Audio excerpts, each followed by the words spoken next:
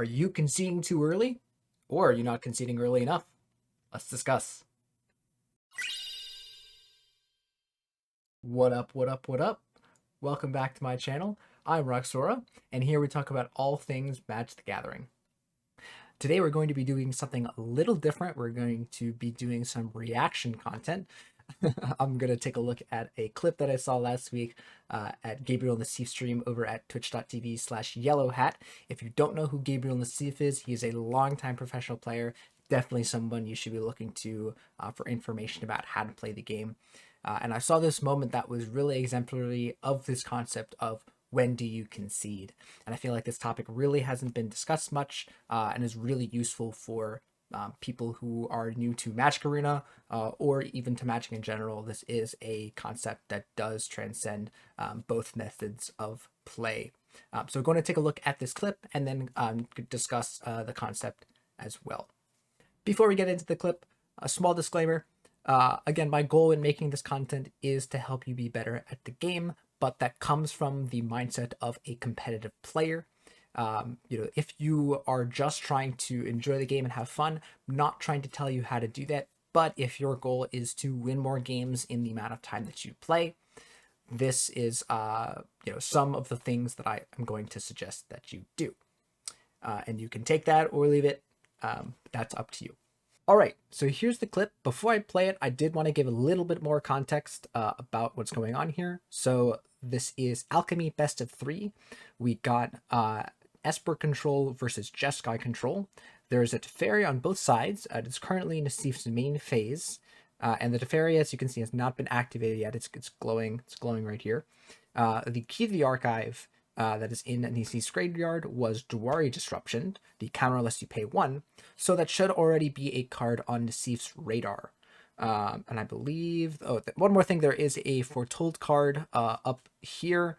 It's unclear what this card is. It's never actually cast in this game, but we can assume that it is either a Behold the Multiverse or an Alrund's Epiphany, most likely an Alrund's Epiphany based on this game and the way it's gone on the cards that have been played. So just keep that in mind. And yeah, let's play the clip and see what happens. That's correct. I'll just cast it now. So casting Discover the Formula. My deck.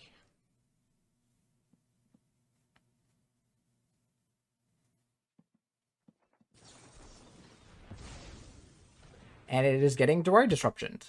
Nassif has no mana to pay and gets countered. And immediately concedes the game. Now you might ask, why did he do that? Like, there was, people at very healthy life totals, get a few more cards in hand. Well, he's going to explain. Not 100% sure that was lost, but it was looking pretty grim. So, not 100% loss, but looking pretty grim. That is pretty much exemplifies the whole mindset that I'm kind of trying to get across in this video, is that, Nassif is recognizing there that, it wasn't like he had immediately lost the game, but the odds of him winning afterwards was very unlikely. If we look back at the board state there, when this took place, let me back up a little bit. All right, so if we look at this, there's 3 cards in hand and a Foretold card, and Nassif has 2 lands, which are essentially dead cards, a Meathook Massacre, which is not a relevant card in this matchup, and an unexpected unexpected conversion, which is good, but unclear how well it's going to be. Whereas as soon as we pass to the opponent, they have another card potentially off of Teferi. If they want, they have this Foretold card, which is likely Alrund's Epiphany, as we discussed. And they're going to draw a card and have 4 cards in hand, which could all be good cards. And Nassif's one of the best cards in the matchup, Discover the Formula, has just been taken out by a measly Dwari Disruption. So pretty bad spot. Now let's talk about how they got into that spot. So again, as I said, the Teferi here hadn't been activated yet. So it was actually a way for Nassif to not play into Dwari Disruption. And so you might say, oh, well, he just made a mistake. Well, so let's talk about that. If he made a mistake, right, and he put himself in this position, then that's a reason to concede right there. You played poorly, and you just missed it, or you didn't decide to play around it, which could have been a mistake. And so yeah, so if that's the scenario, then of course it's reasonable to concede if you realize you played poorly or if you messed up, and put yourself in this really bad position. But now let's talk about what if that wasn't a mistake? What if that was in what Nassif meant to do intentionally? Maybe he wanted to activate Teferi for another effect, using the -2. Maybe he decided that he could not beat another Jawari disruption, which is something that competitive players decide often when they can't beat another card, they just act as if it doesn't exist. That's another concept, for another video. But let's say that was this was the correct play 100% of the time, and it still gets Jawari disruption. Well, then he's still in this bad spot and is probably going to lose the game anyways.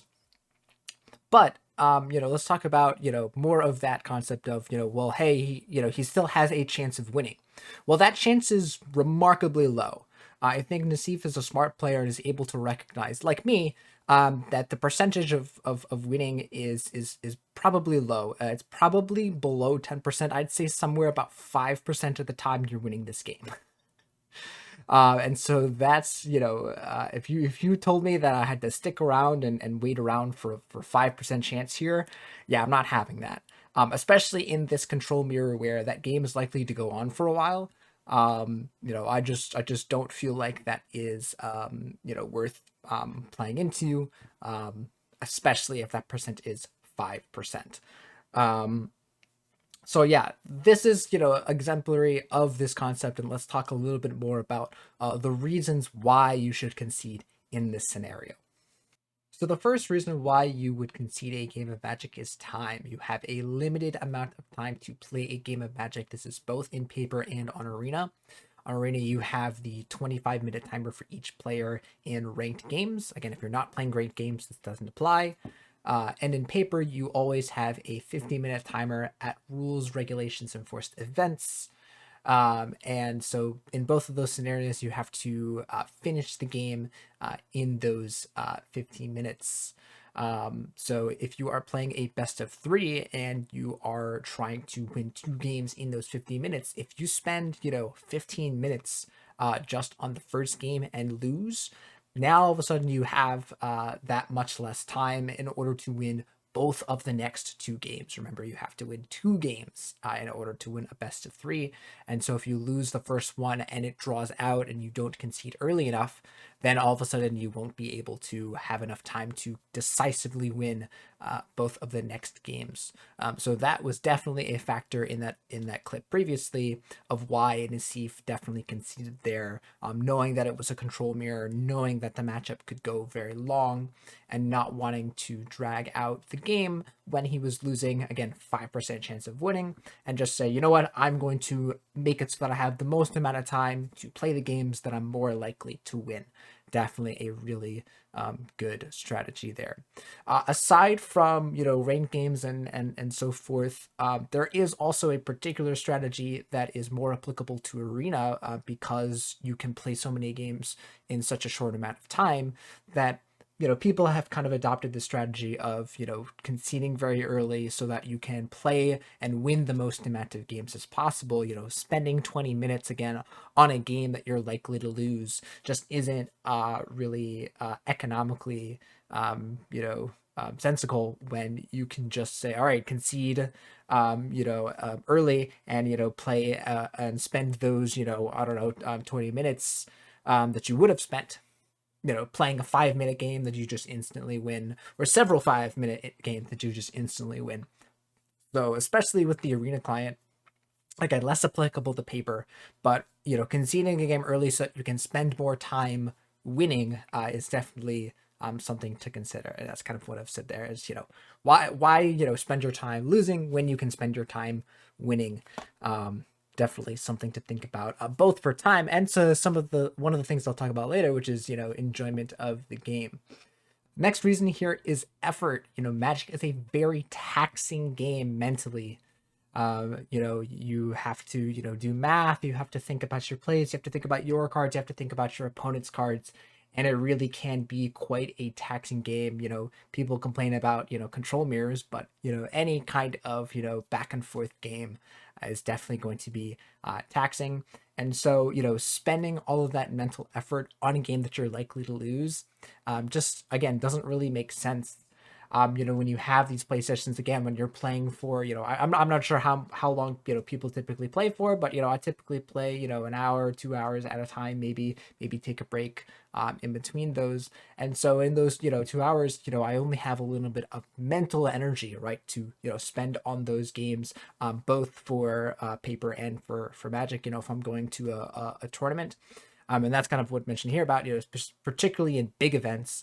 So, if you play an arena, you might be aware of the arena opens. That's playing, 7, 8, 9 matches in a short succession. That's definitely a reason to concede if you are playing in those and you want to conserve your mental energy. Definitely a reason to do that. For me, I've played a lot in, Grand Prix, and other types of qualifier tournaments, PPTQs, all of the sorts. And so for those for those ones, particularly in Grand Prix, where there is a first day of competition, which will typically be 7 to 8 to 9 rounds, and then the next day, you have to qualify for, and is a similar day of competition, typically 7 rounds. That's 50 minutes per round. That's almost an hour. So it's like 9 hours on day one and 6 to 7 hours on day two. um that really drains you. Like it very much is a stamina game. So in a lot of those scenarios, if you're losing the game, and you're concerned about your energy, um those are definitely valid reasons to concede and just, again, spend more energy on the games that you're more likely to win. Getting to some of the minor reasons here, more smaller details here. But one of the reasons that you also might want to concede is for information. This is really only applicable to best of 3 in arena and paper. If you're playing best of 1 online, not really a factor here. But you could have a game 1 scenario where you are losing again, as Nassif was, and you could have a really tech card in your strategy. You could have a very linear deck, or something like that, that you want to conceal, if you're going to lose that game. So you just decide to concede, and then you'll have a better chance games 2 and 3, because your opponent will have less information both to sideboard and to just have a game plan against. So definitely is something to think about if you're playing best of 3. Funny story about this, I had a game where I was playing a best of 3 against a Celestia Bogles deck with Boros Burn, which is, again, all cards like Lightning Bolt and Boros Charm that target your opponent. And the Bogles player has a four Leyline of Sanctities in their deck, the enchantment that, if it's in your starting hand, you just get to smack it onto the battlefield, gives you hexproof, and they do so, kind of because it's free. It's a free enchantment, helps with the Bogles enchantment strategy. And so this was obviously a card that I couldn't beat. So it was turn 1, I think, turn 0, my opponent's first turn. We start the game, we draw starting hands. Opponent says, I have effects at the start of the game, puts a Leyline of Sanctity into play, and I'm looking at my hand and knowing my deck of, I have, red burn spells in my deck, some creatures, but the odds that I win that game are really unlikely. And guess what I do? I scoop up my cards before I even play a single card, and we go to sideboards without my opponent having any information about my deck. Now, they probably did still guess. They guessed, I think, either Jund, which has like some discard spells in it that would be affected by Sanctity, or Burn. But then, I get to go into games 2 and 3 with my enchantment destruction, and, being on the play, and was actually able to pull 2 games afterwards. And so I won that match. So yeah, just a small anecdote and a funny story there. All right, more with the video. So a real big reason for me making this video was I see a lot of people complaining about their opponents conceding, and not really understanding why that might be. First of all, I don't think people should really be as upset about it. You get a free win, you get to, move on from the match. I understand wanting to play the game more and wanting to really play at a game, but in general, you really shouldn't be too, in arms about your opponent giving up and giving you a win. But here are some potential reasons also why, besides the reasons that we've talked about, why you might be having a lot of concessions on Arena. So first of all, a lot of the things that have been happening recently with Standard and with Alchemy and Historic, some people might not be having the exact type of fun that they're hoping for. It's difficult to have everyone have the same type of enjoyment in the game at one time, and so some people could just not be having the type of fun that you're having. And if that's the case, they're welcome to concede. Again, the whole point of this game is to have fun, and if your opponent isn't having fun, they're allowed to concede, and that's kind of all right. And vice versa, if you're not having fun, you're welcome to concede, and those are perfectly valid things. The other reason is, for me, I play a little bit, in my free time, as well as, just testing out decks. I play a lot of, unranked games. It's actually kind of where I spend most of my time now, not particularly attached to the ranked ladder, per se.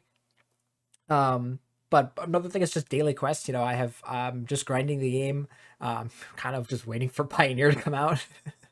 Copium.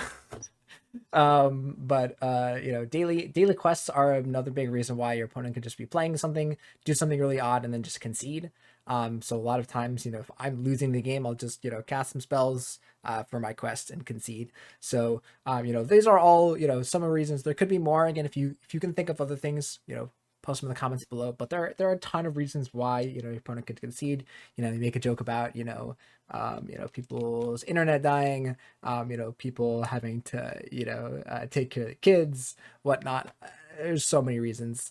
So yeah, in general, don't be so caught up when your opponent concedes. Just take the win, and hopefully if you ever concede and understand that, hopefully that is better for everyone. Real quickly, I did want to go over some reasons not to concede. And there are really only a couple here that I've mentioned. Number one is game 3 in best of 3 matches. I mentioned you don't want to, lock yourself into a game that you're likely to lose. But some of those factors disappear when you're in a best of 3 first. So for example, again, when we talk about time, we're nervous about having enough time to play a best of 3, but once you're in the third and final game, that's the deciding game. So I'm not saying you should never concede in a game 3 scenario, but you definitely want to not concede as quickly or in the same scenarios as you would if it is a game 3. That's a little bit more of a stick it out and really try and go full blast for that game 3 to try and get the most benefit out of your time. Because again, if you lose that there, you kind of feel like, oh, I just wasted a bunch of time. That one, I would say, you're welcome to stick it out for a little bit more than you might normally in a game 1 or a game 2. The other reason that I have here is for non-deterministic combos, and I mentioned Neoform here. This is in Historic, where we have the Neoform combo with Seagate Stormcaller, into a bunch of 3-mana creatures from your deck. Now, the reason why I call this a non-deterministic combo, you might say, well, hey, that kills your opponent. That's pretty deterministic. Neoform cannot get cards from your hand or from your graveyard, so it can only get cards from your library. So if you actually draw, or if your opponent discards or whatnot, enough creatures from your deck, there is a scenario where your opponent casts Neoform and they don't have enough to actually finish you off, or if they have, the what's the card? The card that gives them haste, the card that gives them a double attack. They could draw some of the combo pieces and not actually have enough to kill you on that turn. So in that scenario, when my opponent casts a Neoform, I don't immediately concede, and I don't, again, try and stick it out in the game still, but I let my opponent do their thing. Again, if I don't have interaction, they just put all their stuff in, wait to see if they actually have enough to kill me, and then I'll concede. They're, again, I'm just waiting out for that possibility of them either messing up or getting not enough stuff, and seeing if I can stick it out. Because the thing with the Neoform is if they do that and they don't kill you, they kind of don't have much else going on. So, there are some other examples like this, but with combo decks, especially like this one, it doesn't take too long to just let them do their thing. It takes a few clicks for them to do their thing. They come into play, and then you see, all right, they have enough to kill me, and you can concede. Just don't concede the moment they cast a single Neoform. That's not, for me, I don't think that's really as effective. And again, you're not really wasting that much time either. So just a suggestion, but if you don't like Neoform and you just want to concede, that's perfectly valid too. All right, that is going to do it for me for this video. I hope this has been very helpful to you, both for how and why people concede games, and hopefully you employ this strategy and it helps you be a better Magic player. Again, reminder, this is coming from a competitive mindset, so if you were just trying to play and enjoy the game, I'm not trying to tell you how to do that. If you have questions or comments, feel free to leave them down below. I do try and respond to all the comments. If you enjoy the video, please consider leaving a like. It would help me out a lot. And also consider subscribing. We do a ton of Magic content here. We do a lot of variety between Magic Arena and Paper Magic. I do some deck techs, as well as I do some Commander videos as well. So if you're an EDH person, this is a good place to be. All right, that's going to do it for me. Again, hope you guys enjoyed, and I'll see you guys for the next video.